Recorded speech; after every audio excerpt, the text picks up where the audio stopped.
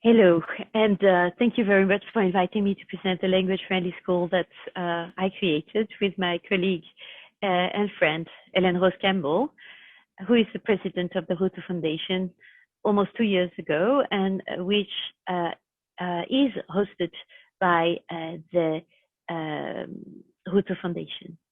My name is Emmanuelle Lepichon, and I am assistant professor at the University of Toronto, Ontario Institute for Studies in Education. I am the head of the Centre de Recherche en Éducation Franco-Ontarienne, also called CREFO, and my research focuses on multilingual development and especially on the inclusion of minority students in education. So today we are going to talk about our network of language-friendly schools and why we believe that it is necessary. Then we will explain what the language-friendly school is and how to become part of this network. And then we will not conclude, but instead we will open up our hopes for a better and more suitable school, more inclusive of all students. So why a language-friendly school network? When I began my research on plurilingualism, international schools were referred to as examples of integration of languages and cultures and successful models of international schooling. I did all my doctoral research on these schools, and everywhere I went, the children would tell me, I speak 3, 4, 5 languages. And these skills were surrounded by celebration of compliments. They were a source of pride. I was even invited by the schools to talk to the parents, to explain to them the development of their children in terms of bilingualism, to talk to the teachers, to give workshops, etc. And then in 2009, I started working on the integration of children with an immigrant background in our schools. And I visited schools in 5 European countries, including the Netherlands, Germany, Sweden, Latvia, and Romania. And there, all of a sudden, I discovered that multilingualism was no longer an advantage at all for everyone, and especially not for the population of the so-called immigration countries. That students were no longer considered bilingual, but they were called language learners, that languages were no longer desired objectives, but they were barriers to learning and communication. And that parents were considered absent from their children's schooling and difficult to reach because of their languages and cultures. So in short, compared to international schools, all of a sudden the immigrant world was turned upside down. So during these studies, I became aware of the gap between the international education we offer for children of expatriates, prestigious and created to support their mobility, and the difficulties we encountered in including immigrant students. And this difference is a matter of social justice, or perhaps we should call it social injustice. So the first group of students are enrolled in a system that accepts and even values their languages, their language biography, and their cultural experiences. And we make lots of efforts to create a system with interculturally trained teachers and an international curriculum to ensure the continuity of education. But we also have the mainstream school system in which students are schooled and in which for a long time we tried to fix the students and their parents instead of adapting this curriculum or the system or the languages. So to understand where I come from, it's important to know that behind the researcher, there is also a mother of 4 multilingual children.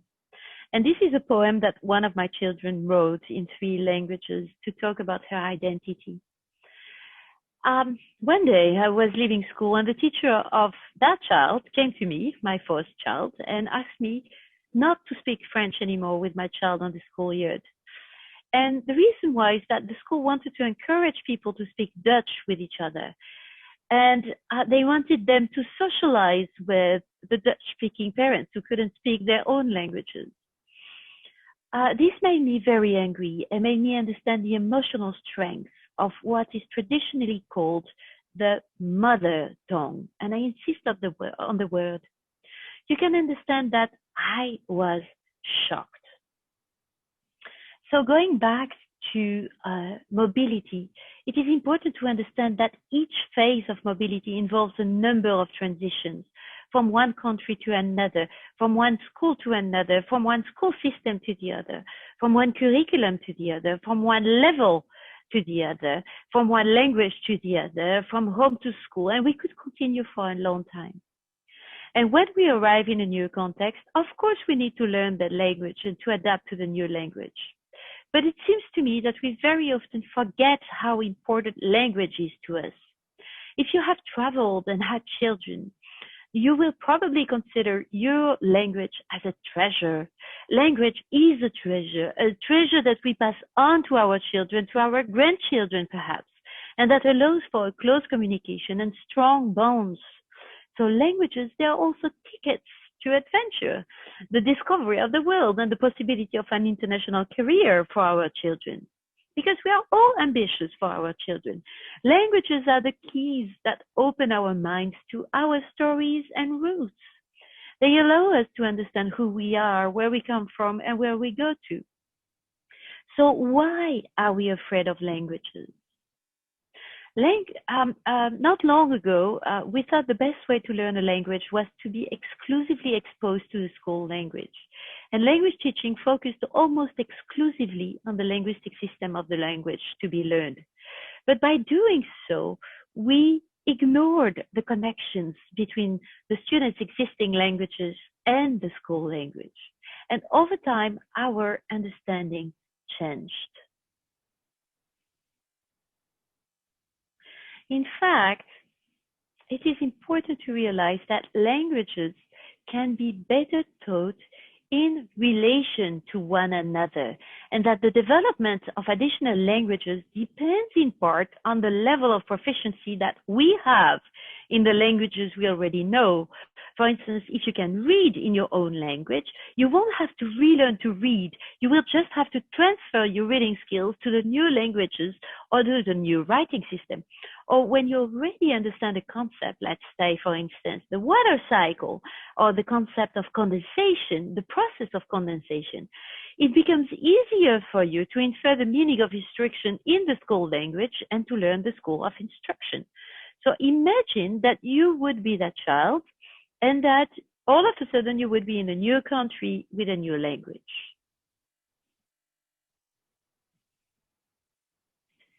So listen carefully to this video and tell me what you understood of it. hore kuwaasoo wareegaya kuwaasoo ah neerto aan dhammaanayn roobka ka dhibcaya sankaaga imiko dhulka ayuu ku sii soconayaa lugahaaga hoostooda biyaha qaar waxa dhuuqaya xididada geedaha geeduhu waxay u isticmaalaan safrinta quudkooda ka imanaya xididada ilaa caleemaha iyo ubaxyada ugu dambayna geedaha hawada ayay ku sii deynayaan biyaha sida uumi biyaha qaar waqti ayay dhulka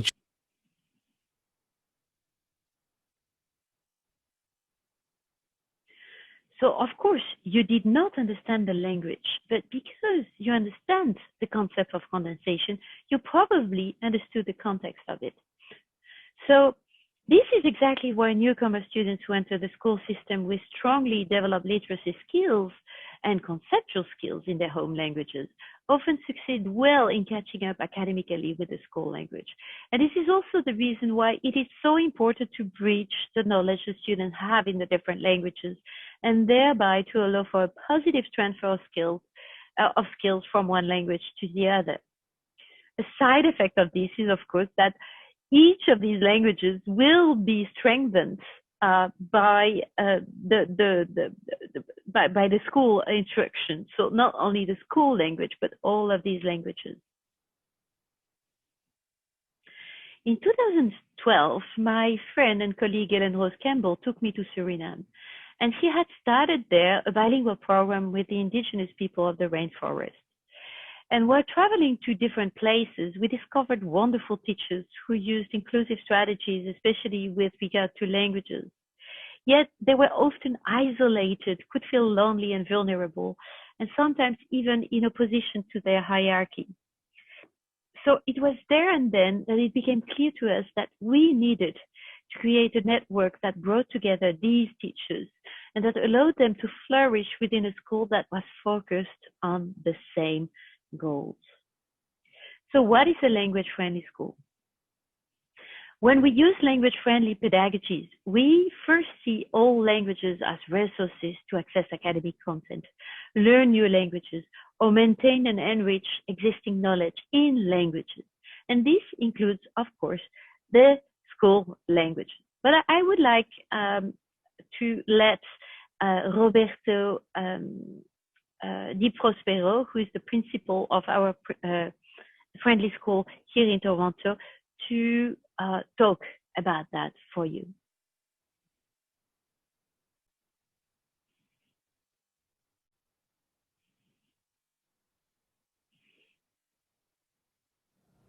Welcome to Silver Creek Public School in Mississauga, Ontario, Canada.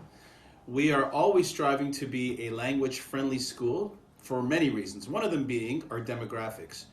More than 80% of our students are learning English as an additional language. We also know that if we are to really try to include these students into our school, to be a truly inclusive school, we know that kids need to hear and see and feel their languages, not only in their classroom, but throughout the school. So we hope that this video gives you some idea into how we are trying to achieve that. There is always more to learn and we are always striving to be better. But I hope you enjoy the following video and hearing from our student voices. Thank you. One of the first activities we did as a school was the creation of a welcome tree. We went into every classroom and read stories about students coming to a new school and not speaking the language of instruction. For example, we read One Green Apple by Eve Bunting and I'm New Here by Anne Sibley O'Brien. Then as a class, we had students generate ways they can make newcomers feel welcome. And then every student created a welcome leaf with a welcoming message in a language of their choice. Another major initiative that we've been doing at Silver Creek Public School is the Ambassadors Club. The Ambassadors Club is a leadership club for grade 4 and 5 students. One of the things that they do is they welcome newcomer families to the school and take them on a tour of the school. And we pair up ambassadors that speak the same first language as that family so that they can speak the first language with the families as they're giving them the tour of the school. The ambassadors also welcome families and parents to our monthly assemblies. We have them stationed at the front door and the gym door, and they welcome parents in their first language as well as English. The ambassadors also do a language of the month. So they help select a language of the month. We try to incorporate it into the Peel District School Board Heritage Month as well.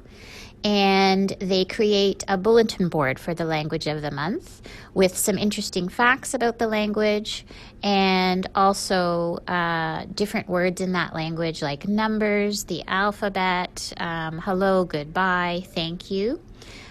And another thing they do for the language of the month is make a video encouraging students in the school to try out different words in that language, and we present it at the monthly assembly. They also do announcements in that language.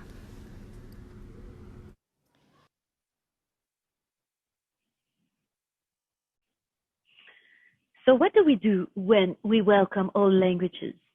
In fact, we act on the relational level, which means that we create an interpersonal and pedagogical climate which fosters each student's development and offers them the best possible conditions for learning. So it may include, for instance, surveying the profiles of languages spoken by students and their families and maybe the staff and present them on posters, organize group discussion to shed light on different points of view, or, like you heard in the previous video, the designation of students as ambassador according to the languages they speak. And these language activities can be organized at class level, like on these pictures, where the objectives are to increase students' participation and investment in learning, but also to foster that participation of each student and to address their needs individually.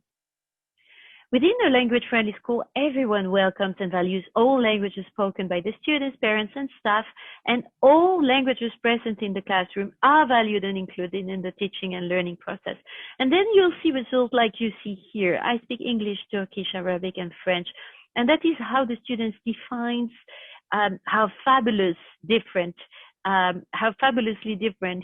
he or she may be from everyone else. So in language-friendly schools, we value the difference.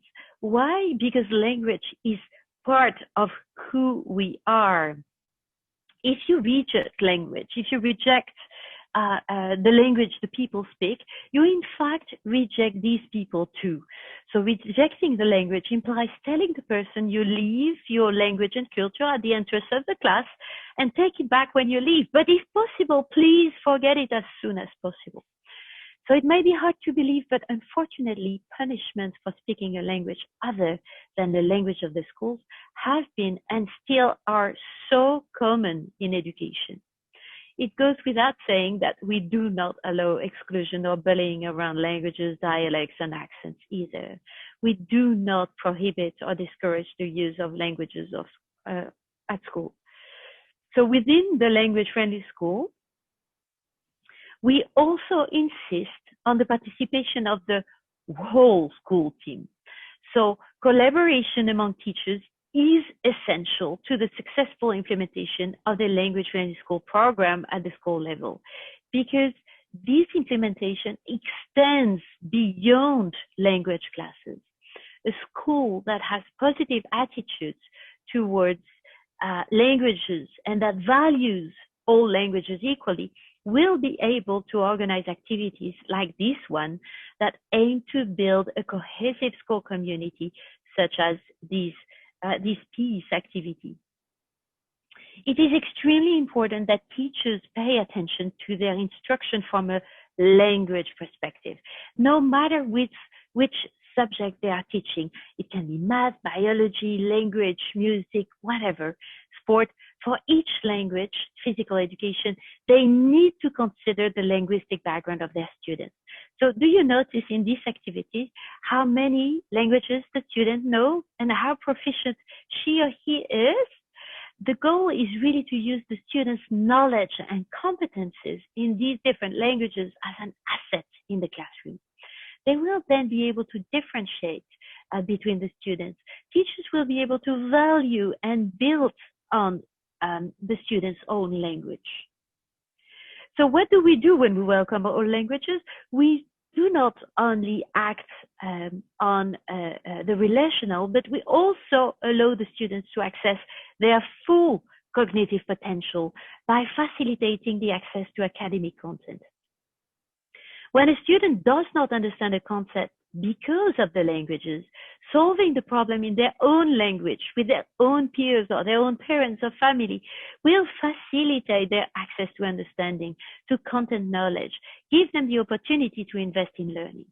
It will enable students to gain access to concepts and skills regardless of their current knowledge of the school language.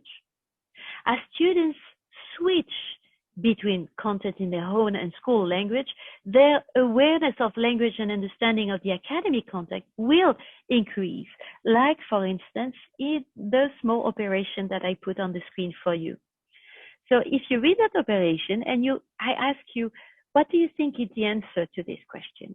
You will probably say 2, and you will be right, not because you know the numbers as they are taught in Syria until grade 4, but because you know the plus, you know the equal, and the 1 and 1, you infer that this is a 1, thus the result will be a 2. You will also become aware of the fact that operations have to be read from right to left, while we are used to read them from left to right. So one particularly powerful tool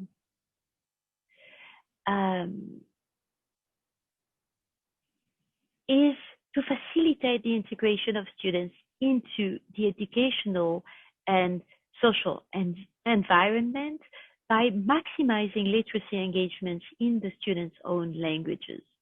And these strategies is actually supported by host of studies. It is very important because, like I said before, the stronger the student in their own languages, and the stronger and the faster they will be in catching up with the school language. Of course, teachers do not per se understand all the languages of their students, but they may support the multilingual development by opening, for instance, multilingual libraries, like in this image, or encouraging students to read in these languages. So you will tell me, oh, I don't have this multilingual library at my disposal. No, of course, but you have the internet, I'm sure of that. And internet has these resources, and lots of them are for free. So last year, for instance, the Hutu Foundation launched an initiative related to the Language Friendly School to host as many translations of stories as possible in as many languages as possible through the website Storywaver. And anyone can give a translation, and each teacher can use these stories and encourage their students to read them in their own language at school. Which brings me to the new digital pedagogical technologies that have created great opportunities for the implementation of language-friendly pedagogical tools. At the moment, I'm working with one, which is Binogi, but there are many others. So, for instance, Google Translate. You can upload a document and then detect a language and then translate it in another language. So, these tools may greatly foster the maintenance and development of multilingualism and comprehension among students. Another advantage of acknowledging the richness of the linguistic repertoires that students bring with them is that schools officially confirm the role and responsibility of parents and family regarding the maintenance and development of their own languages. I remember, for instance, last year when I had a conversation with a mother who told me, I was presenting Binogi, and she told me, but my child doesn't understand Arabic. But I said, you do? And she said, yes, I do. I said, so you can understand and you can discuss the content with your child in your own language. And all of a sudden, she was so happy. Another incredible story that happened in the project of my colleague Hélène Rose, and is that of a grandmother who lived in the Netherlands for a very long time, but didn't see the point of learning Dutch because she felt rejected by the host country all her life. But at one point, she decided to take Dutch lessons after being invited by Hélène to read a story in Polish in the classroom. And that's the reason why in Language Friendly School, you will see lots of welcoming signs. So for instance, the second one is a wonderful project that was launched by the Silver Creek, in which during a school open house, parents were invited to write a wish they had for their child on a heart and in their first language. So how to become a language friendly school? If you want to become a language friendly school, we will meet with you. We will meet with your principal, with your language team. We will also meet with the whole team because we insist on collaboration among teachers and among staff. Everybody can do something. The principal can do something. The language teachers can do something, but all teachers, all staff can help in building a language-friendly community. So first, you will have to assess your current situation. And for each school, it is different. So the process should start from the student's perspective. How do they feel if they are allowed or forbidden to speak their home languages in the classroom, on the schoolyard? What about the teachers, the staff, and the parents? We'll take into account the perspectives and wishes of the whole community. Then you'll have to formulate a language plan, which will have to be realistic with educational and linguistic goals. And this will be accompanied by a time frame. You will figure out when each activity will have to be conducted, and you will implement your goals and, of course, evaluate your goals. So how did it go? Was it successful? Were people happy? Who was particularly happy with it? This in the implementation phase, it's important to reflect also on your school's needs and to act upon that. So the actions may include, for instance, trainings of teachers in multilingual and mother tongue-based education, or acquisition and development of multilingual teaching and learning material, or designing ways of how parents and local community can be involved in the implementation, or anti-racist workshops, etc. So it all depends on what the needs of your schools are. Language-friendly schools, they have access to an online platform to share ideas with other schools on multilingual teaching strategies, with online videos, they have access to webinars and latest research findings. And teachers and staff, more importantly, have the opportunity to meet during language-friendly school conferences or gathering and exchange ideas and support each other from all over the world. So what can we say in conclusion? I said it wouldn't be a conclusion because we are never done with this topic. But most importantly, I would say that students' home languages are an asset for learning and an enrichment of their own repertoires. Language is relevant for all subjects, and all languages have equal value from a cognitive and learning point of view, but also from an emotional point of view.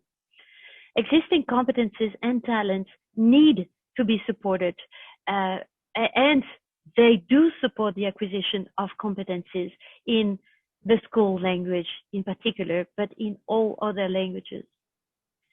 And it's important also to realize that the students' language repertoires, can consist of different languages with varying level of proficiency, and that's okay. The students' competencies in these languages are all connected and transferable. And from the very moment you know that, then it's easier to foster this bridging of the different languages.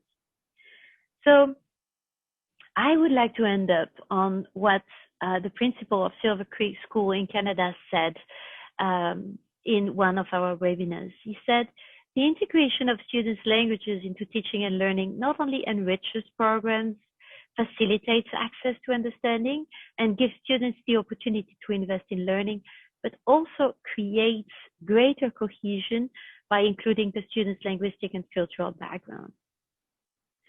I really thank you for your participation today, for your patience listening to me. I would like to thank in particular Hélène Rose Campbell, the co-founder of the Language Friendly School, whose NGO hosts the Language Friendly School. I would like to thank particularly Marcy and Donil and Roberto Di Prospero from the Silver Creek School in Toronto, who shared their experience and their activities with us, and to thank Richard Alviares, a PhD candidate at OISE, who also shared an activity with us.